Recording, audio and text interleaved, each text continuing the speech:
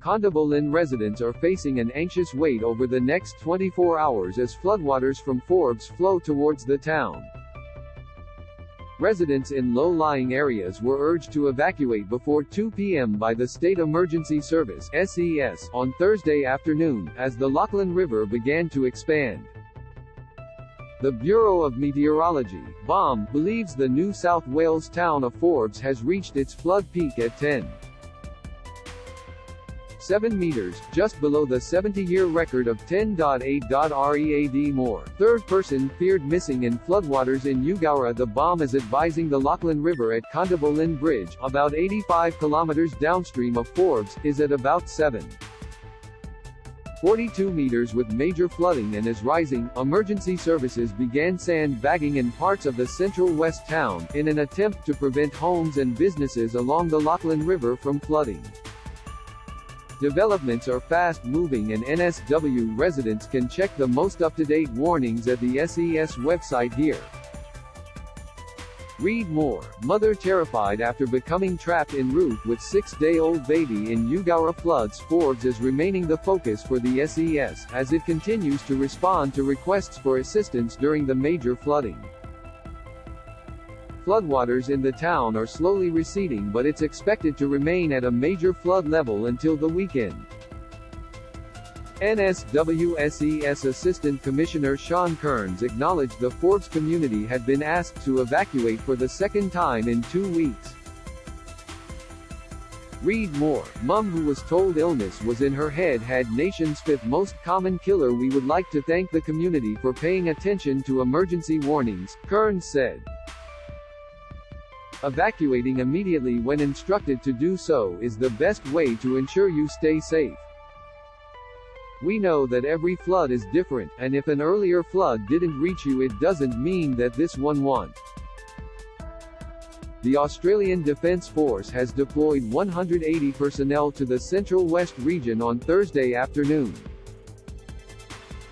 18 specialist military flood personnel have arrived in Sydney from Singapore, joining 24 others from New Zealand, to assist with the clean-up.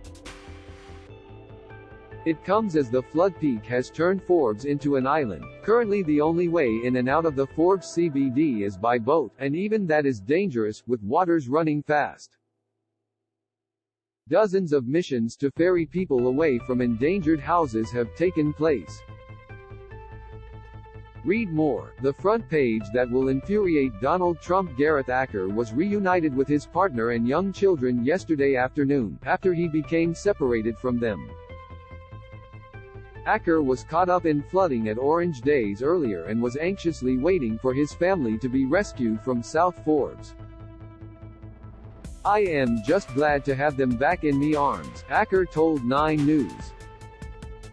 "I have been trying to get them to me, but I couldn't get back in to get back home and work out how to get them back to me," he said.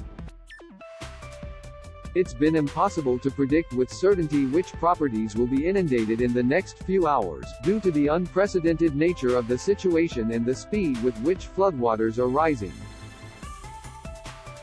What we are witnessing is not just floods, and the floods are expected to peak in the coming hours as high as they have," Deputy Prime Minister Richard Marles said on a visit to the community yesterday.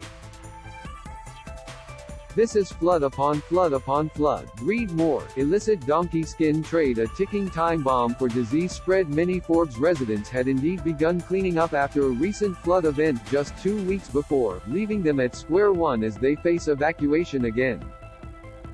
Meanwhile, the search will continue for a missing 85-year-old man who went missing floodwaters in Eugow earlier this week. Read more. Australia records 50°C temperature swing as southeast wakes to winter cold. The body of 60-year-old Diane Smith, who also went missing from Eugow, was found yesterday.